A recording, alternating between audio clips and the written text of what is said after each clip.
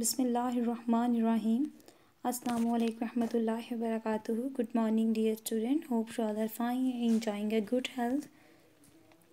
Grade 5, it's time to your English lecture. So welcome to the Direction Group of School, which is the first STEM-based Islamic school system.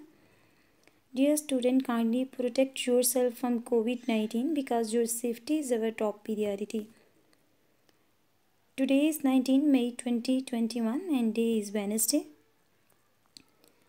Today our topic is on the quest for food. Open your textbook page number 20 and collect all the tools that necessary for your lecture. Today our lesson objective is to read out and understand the lecture, learn the meaning of difficult word, to improve our reading skills and read the adventure in personal recount in our today's story. So now let's start the chapter number 2 on the quest for food. Before starting the lecture, we discuss what is the quest. The quest is the meaning in order to find something, in order to explore something. It is the story of Robinson Crusoe who was marooned on an island. The story is about Crusoe's extraordinary attempts to stay alive before he was rescued years later. After reading this story, you have tell me that if you are in this situation, what will do to survive on the island. Where does your family get food supply from every week? Do you think it will be the same if you live in the world? How do you think you will be able to get food in the world? कहते हैं कि आप सोचिए कि आपकी family जो है वो कहाँ से फूड सप्लाई करती है, आप कहाँ से फूड लेते हैं, ग्रॉसरी शॉप से लेते हैं, आप फूड वगैरह लेके आते हैं. लेकिन कहते हैं अगर आप किसी विल्ड एरिया में होते हैं जहाँ पे ये सारी चीज़ें नहीं हमें मिल रही होती तो आप कहाँ से लेते फूड. आपने ये सोच के फिर आपने वॉइस क्लिप में मेरे साथ आंसर शेयर करने हैं. Okay, so now let's start reading. Robinson Crusoe was shipwrecked on a deserted island. To survive on his dangerous island, he learned to hunt and build a shelter. कहते हैं Robinson Crusoe क्या था. शिपरेक्ट का मतलब होता है कि उसका एक ऐसा आदमी जो जब प्लेन या शिप है जो उसकी डिस्ट्रॉय हो जाए, बिल्कुल ख़त्म हो जाए, तो वो बच जाने वाला आदमी था जो जहाँ पे आइलैंड पे क्या था, आइलैंड पे रह गया था क्योंकि उसका जहाज़ तो तबाह हो चुका था. तो उस बहुत ज़्यादा डेंजरस आइलैंड था, यहाँ पे कोई भी नहीं था. तो उस वहाँ पे रहने के लिए उसे अपने लिए जगह बनानी पड़ी और शिकार करना सीखना पड़ा. The need for a meat kept me going. अब उसे ये मुश्किल केप्ट मी गोइंग का इधर मतलब है कि इसे एक वो डिफ़िकल्ट काम है जो उसे करना पड़ा, जो कि करना बहुत मुश्किल था. अगर आप किसी विल्ड एरिया में चले जाएँ तो आप उधर कैसे सर्वाइव कर सकें, कितनी उधर डिफ़िकल्टीज़ होंगी. तो उस सर्वाइव करने के लिए उसे ये सब करना पड़ा. I tried to keep a dog but she was no good. He was afraid of the goats and kept running back to me. कहते हैं उसने एक डॉग को रखना चाहा लेकिन वो सही नहीं, क्योंकि वो उधर की जो गोट्स थी उनसे डर जाता था और वापस उसकी तरफ भाग के आ जाता था. The goats of my island were very hard to kill. कहते हैं वहाँ आइलैंड की जो गोट्स थी उनको पकड़ना, उनको शिकार करना बहुत मुश्किल था. I finally caught a little one and as the time went by I got meat for my goat. कहता है कि उनको पकड़ना तो बहुत मुश्किल था लेकिन उसने बड़ी मुश्किल के साथ एक को पकड़ा. इसी तरह उसने बहुत ज़्यादा जब उसे ज़रूरत महसूस होती वो पकड़ लेता. It was not 2 or 3 years before I had many. कहता है ये 2-3 साल का ऐसा नहीं गुजरा था कि मैंने इस तरह बहुत सी गोट्स को पकड़ लिया. But at last, लेकिन आखिरकार क्या हुआ, I had enough to get goat milk to drink. And I could kill one for the meat whenever I needed to do so. कहता है लेकिन आखिर पे क्या हुआ कि मेरे पास इतनी गोश्त नहीं बची थी कि मुझे बहुत ज़्यादा उनसे मिल्क मिलता, लेकिन फिर भी जब मुझे मीट की ज़रूरत होती तो मैं एक को क्या करता था, किल कर लेता था. What I needed most was something to replace the bread and flour. लेकिन कहते हैं उसे अपनी ज़रूरत के लिए किस चीज़ की ज़रूरत थी, किसी ऐसी चीज़ की जिसको वो ब्रेड एंड फ्लोर के अल्टरनेट पे यूज़ कर सके.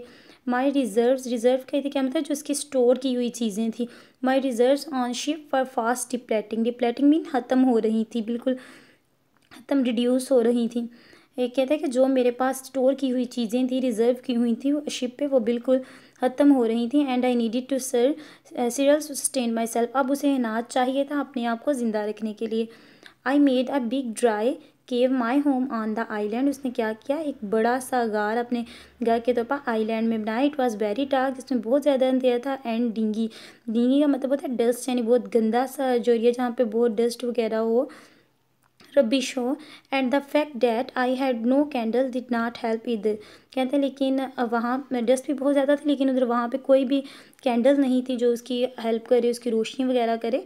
आई use the fat from the goats and dipped whatever cloth I could find, वो क्या करता था, जो वो गोट का मीट यूज़ करता था, उस पर जो फैट्स होती थी, चर्बी थी, वो उसको कपड़े के साथ मिला के उसको रोशनी के लिए यूज़ कर लेता था। I setting this fat soft cloth a fire serve the purpose of candle, किसके लिए वो यूज़ करता था इस फैट को, और जो क्लॉथ्स मिलते थे उसको सेट अ फायर, इनके आग जलाने के लिए यूज़ करता था ताकि उसे रोशनी मिल सके। As I hunted for a piece of a cloth I came upon a bag in which I we had kept grain on a board the ship, कहते हैं एक दफ़ा जब मैं शिकार करने के लिए जा रहा था, कुछ ढूंढने के लिए जा रहा था, तो उसे एक बैग मिला जिसमें बहुत ज़्यादा ग्रेन था। It was just the kind I needed, ये बिल्कुल इसी तरह था जिस तरह की उसको ज़रूरत थी। I took it out and dusted it outside, कहते मैं इसे बाहर ले आया, उसमें बहुत सारी मिट्टी थी। The door of my cave, अपने गार से बाहर। I thought no more about it until, इसने उसके बारे में कुछ ज़्यादा नहीं सोचा था। वन डे, एक दिन, आई सा सम लिटिल प्लांट्स, उसने कुछ छोटे छोटे पौधे देखे। Growing beside the entrance of my cave, entrance मतलब जो दाखिल होने वाली जगह थी ना उसके केव में, जो उसने घर बनाया था, घर के दाखिल पे जो एंट्रेंस थी उस पर उसने देखा कि कुछ छोटे छोटे पौधे उग रहे हैं। A close look and I realise that they were corn plant, उसने एक उन पे उसको करीब से देखा और उसने महसूस किया ये तो कॉर्न का प्लांट है। कॉर्न कहते हैं मकई के पौधे हैं। They were some barley and rice as well, उसमें इसके अलावा जौ के और चावल के भी पौधे थे। A few seeds must have been left, कहते कुछ जो सीड है वो रह गए थे at the bottom of dead bag, bag के नीचे। And fallen in just right place to grow, और बिल्कुल वो प्रॉपर प्लेस पे गिर गए थे जहाँ पे उन्हें ग्रो करना था।